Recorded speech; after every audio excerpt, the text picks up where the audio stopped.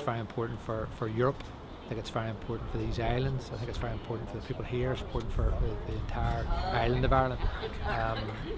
One of the great pillars of equilibrium in the peace process has been our engagement with and membership of the European Union.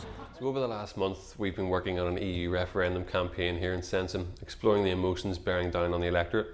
We employed our emotional polling platform SaySo, along with online questionnaires and traditional face-to-face interviews to do this. The main goal was to investigate how emotions were changing in the lead up to the polling day and probe as to the reasons why. I feel a bit scared about what the possibilities are, but I also think criticism that the campaign has been driven by fear isn't really fair, because I think there's a lot of things to be worried about.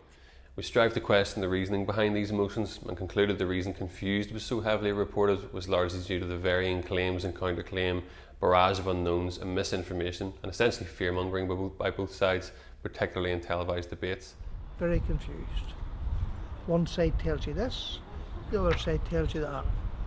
One side backs up with faults and with facts, the other side quotes some esteemed organisation which refutes the previous argument.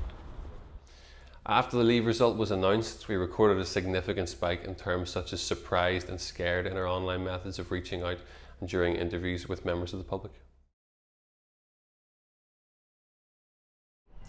I most definitely thought that we were going to remain.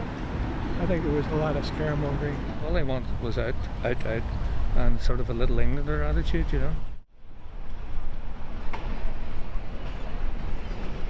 There's maybe a bit of social unrest in Northern Ireland amongst all ages, because nobody really knows what the future is going to hold for this little country. A bit shell-shocked, you know, where do we go now? I didn't honestly think we would have ended up out. The whole strategy was wrong with the Remain side.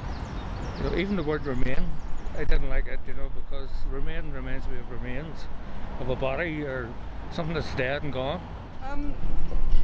I'm not too sure. Like, I feel like if we remained, it would have been maybe a bit more safer, but at the same time, we don't really know what the results are going to be like throughout the years. I think it was a bit of a contract from the start, from the far right and the Tory party, and Cameron tried to take them on, and I think he thought for once and for all that this referendum would say they would win the referendum and there would be no more shouting from these people. I couldn't make my mind up, and I seen an interview they'd done with David Cameron, and he was in, and that sort of, I thought to myself, I don't want to follow David Cameron.